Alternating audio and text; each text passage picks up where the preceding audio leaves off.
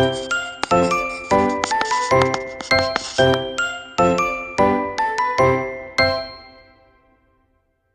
afternoon, pupils. Good afternoon, teacher. Good afternoon, classmates.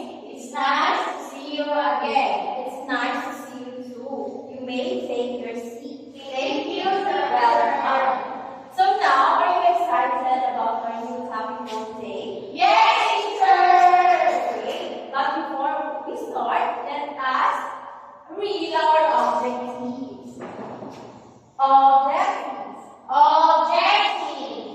At the end of the lesson, the pupil should be able to A. Explain and visualize fraction. B. Identify the parts of a fraction. C. Solve problem involving fraction. So now, our topic for today is all about the concept of a fraction.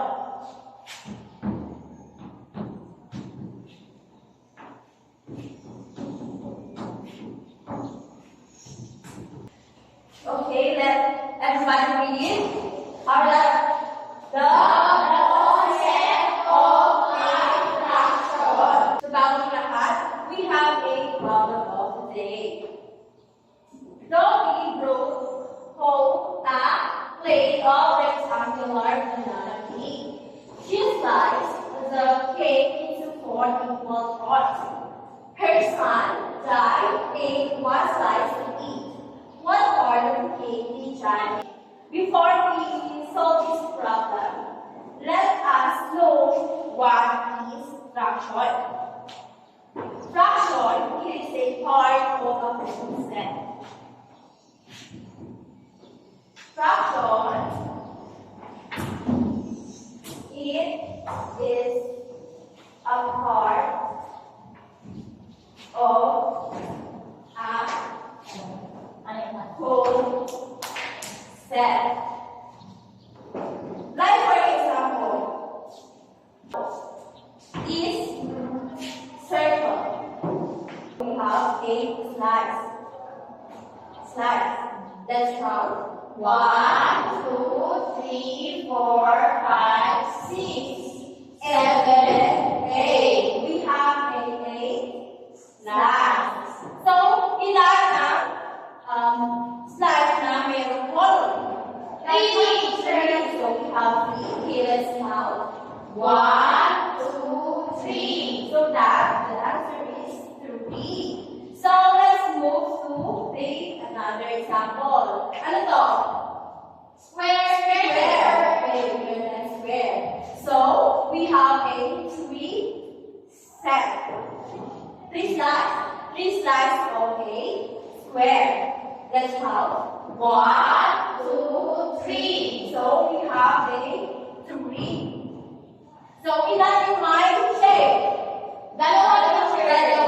So, let's count. 1, 2. So, we have a 2. And now, let's move on to our next example. We have here a, ano to? Triangle. Yes. Ilang slices ng triangle? 3 meters. We have 1, 2, 3. so that we have 3 slices of triangle. So, ilan yung my shape? Isa meters. So, let's count. Ito lang yung my shape. 1. So now, naiintindihan niyo na ba ang fraction? Yes, teacher. So now, magaling muna tayo sa ating problem. So, Dobby broke one plate of rectangular banana cake. So, ilan yung dinala ni Dobby? 1 plate. One plate of rectangular banana cake. So, alam niyo ba kung anong shape ang rectangular? Hindi, teacher. So, pag ito ang shape ng rectangular. Teacher, wala na teacher. Same sa blackboard, teacher. Oo, same dito sa blackboard. She sliced the cake into 4 equal parts. Ilan ang slice ng cake ni Dobby? 4.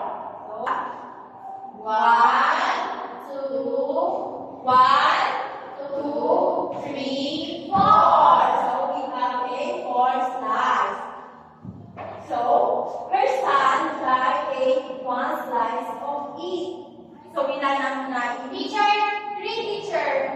3. Teacher, 1 teacher. 1. Okay, let's take the 1 slice of a rectangular banana cake. So, here is ulit ang slice. 4. Let's count. 1, 2, 3, 4. So, we have a 4. 4 slice. At ilan yung kinain ni Zai? 1 slice. slice. So, we have a 1 slice. Ilan ang teacher?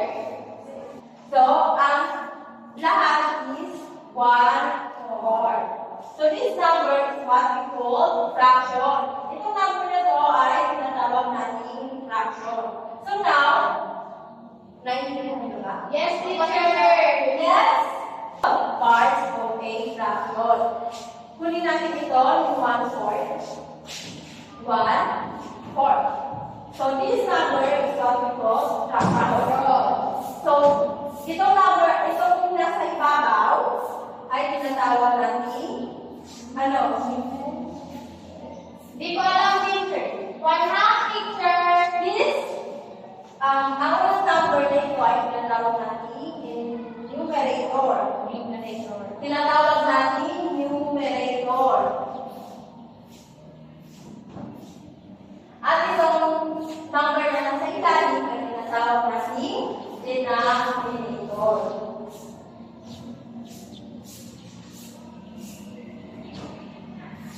Tapos, itong time na to ay tinatawag natin fraction parts.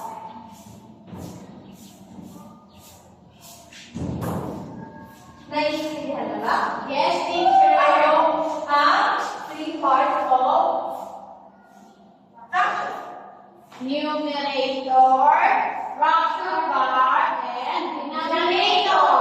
Very good. So, ano ang tawag natin sa number na ito? Yung mga number na ito? 1/2 teacher.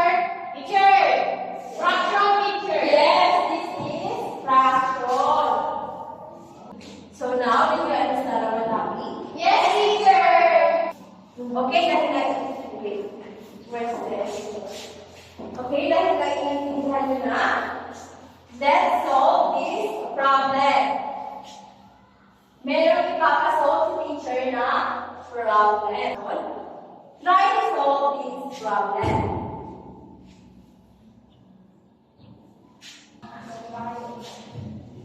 Okay?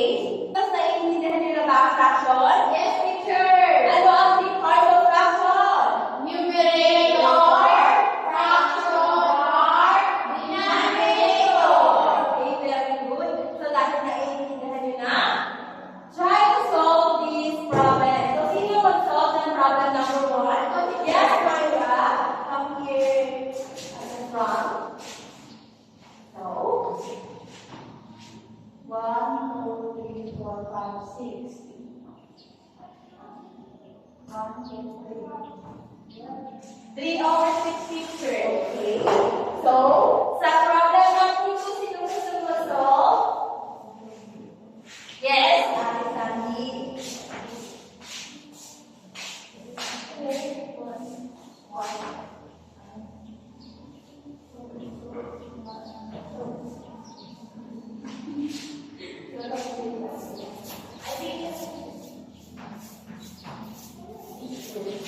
Okay, sa problem number din naman, may si Maria.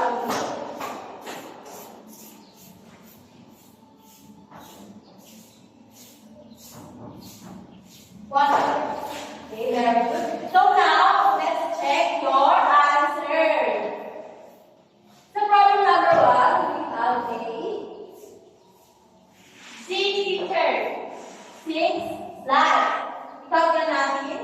1, 1, 2, 3, 4, 5, 6. So, tama. 6. So, ilan may shape? 3 teacher. 3. So, tama. Mayroong 3. Very good. Palakpakan si Maria. So, problem number 2 naman. Let's check. So, we have a Triangle. triangle. Merong triangle. 1, 2. Very good. 2 and 1. Meron 1 na shape. Tama. Sa number 3 naman, we have a circle. Circle. We have a 3 sides of circle. Tama? Tama ba? 3. Okay, meron tayo 3. Tama. And we have a 1 shape of circle. Okay, very good. Palakpakan natin yung okay. Plus, you may take your recess.